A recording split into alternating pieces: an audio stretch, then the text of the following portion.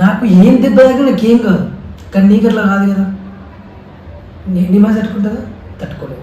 నీది ఎలాంటి అంటే నువ్వు ఎలా పెరిగినావు అంటే ఒక మంచి గొప్ప స్టేటస్లో పెరిగావు కాబట్టి నీకు ఏదైనా గాయాలైతే నువ్వు ఓర్చుకోలేదు. కానీ అలా కాదు కదా. అక్కడ ఒక లిరిక్